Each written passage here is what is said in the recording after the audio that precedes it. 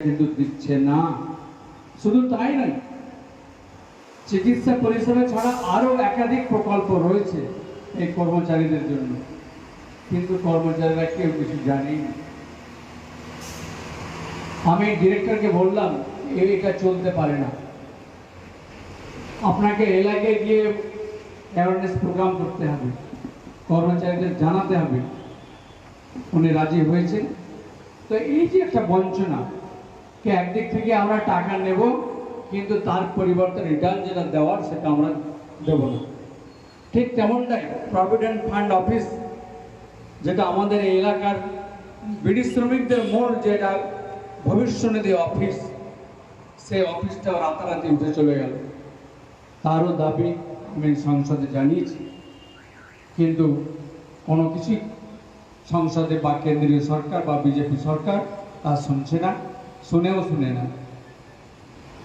এবং শুধু বড় দেখুন, আমাদের ভাবার বিষয় কি, যে একদিকে আমাদের রাজ্যে বিজেপি যেনারা সাংসদ রয়েছে, যেনারা বিধায়ক রয়েছেন, তিনারা বাংলায় তৃণমূল কংগ্রেসের বিরুদ্ধে অনেক কিছু কথা বলছে, কিন্তু বাংলার মানুষের যে ন্যায্য দাবি, সে দাবি আদায়ের জন্য কেন্দ্রীয় সরকারের কাছে তিনারা কিছুই বলছেন না। এটা কিন্তু সমস্ত কর্মীদেরকে আমি বলছি, আপনারা নিজ নিজ এলাকায় এই বিষয়টা তুলে ধরবেন সাধারণ মানুষের কাছে। কে বিজেপির সাংসদ বিধায়ক তারা কেন্দ্রের কাছে যে বাংলার যেটা ন্যায্য দাবি বাংলার মানুষের, সেটার জন্য কোনো কথা বলছে না। এটা আমাদেরকে মানুষকে তুলে ধরতে হবে। আপনাদের আরো জানিয়ে রাখি, যেভাবে ভাঙন হচ্ছে এই কাজের দায়িত্ব দায়ভার কেন্দ্রীয় সরকারকে নিতে হবে, যেমনটা আগে ছিল। গঙ্গা নদীকে জাতীয় নদী বলা হচ্ছে, অর্থাৎ ন্যাশনাল রিভার যদি হয় তো সেটা কেন্দ্রের দায় বর্তায়, যে তার রক্ষণাবেক্ষণ থেকে শুরু করে তার পরিচর্যা যা কিছু আছে সবটাই,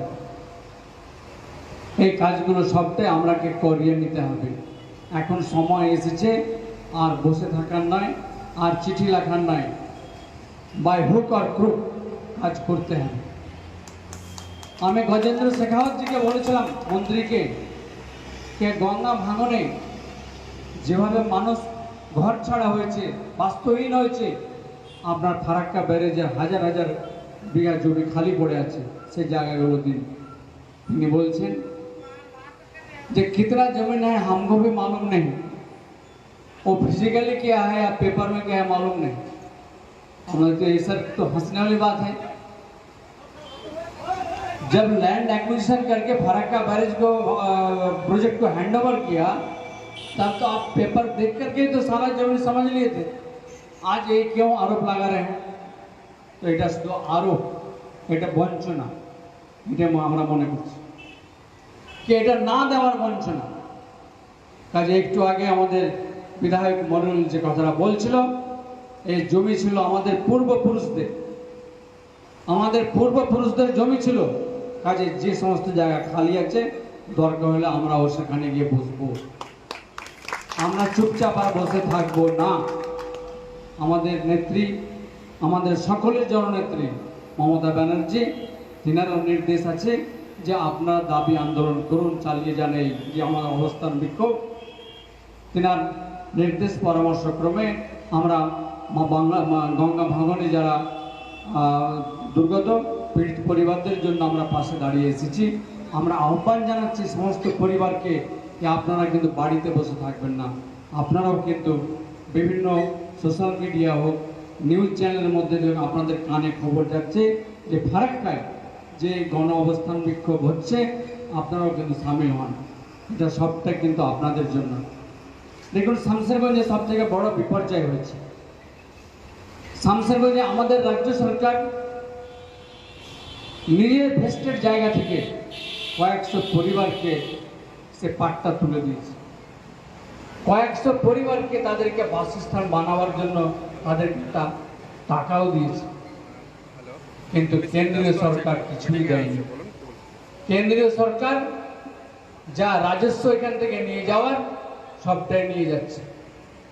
5 বছরে কয়েক লক্ষ কোটি টাকা জিএসটির ওপরে নিয়ে গেছে, অথচ 5 বছরে আমাদের রাজ্য সরকারের বকেয়া আছে কেন্দ্রের কাছে বিভিন্ন স্কিমের খাতে, সে আবাস প্লাসই হোক, সে 100 দিনের কাজই হোক, সে রাস্তায় হোক, 1,71,000 কোটি টাকা সেটা কেন্দ্র আটকে রেখেছে। আর এই আটকে রাখছে আমার এই বিজেপি যারা সাংসদ বিধায়ক রয়েছেন এনাদের নির্দেশ ক্রমে। কেন? যে টাকা গেলে বাংলায় উন্নয়ন হবে। মমতা ব্যানার্জি বাংলার সমস্ত মানুষের কাছে মনের মধ্যে রয়েছে, সমস্ত বাংলার মানুষের যে উন্নয়ন, সেই উন্নয়ন মমতা ব্যানার্জি করছেন 2011 সাল থেকে তা দেখে আসছে। তাই টাকা আটকাও, উন্নয়ন হবে না, মানুষ বিক্ষোভ দেখাবে, তারা পথ থেকে সরবে, এই তো হচ্ছে লক্ষ্য। কাজে 2021 সালে বাংলাভাষী যেভাবে আপকি পার 200 পার যে বিজেপির যে স্লোগান ছিল, সেই স্লোগানকে কিন্তু নস্যাৎ করে দিয়েছে। ঠিক তেমনটাই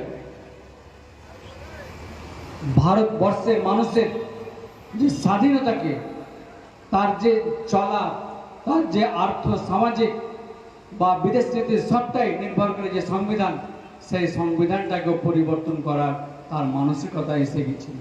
কি বলছিলেন? আমরা পার্লামেন্টে থাকবো, আমরা আমাদের মতো করে চলবো, আমরা আমাদের মতো করে নীতি বানাবো, আমরা আমাদের মতো করে আইন তৈরি করব, এই তো হচ্ছে।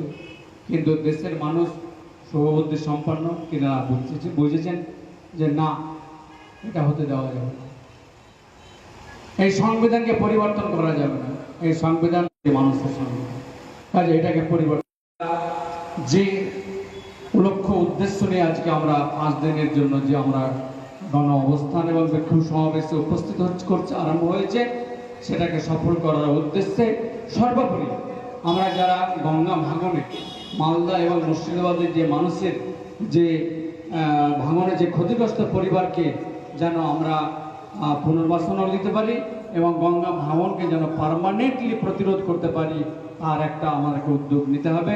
এবং এটাকে কিন্তু আমরা আজকে 5 দিন করলাম যে বসে থাকবো, এটা কিন্তু নয়।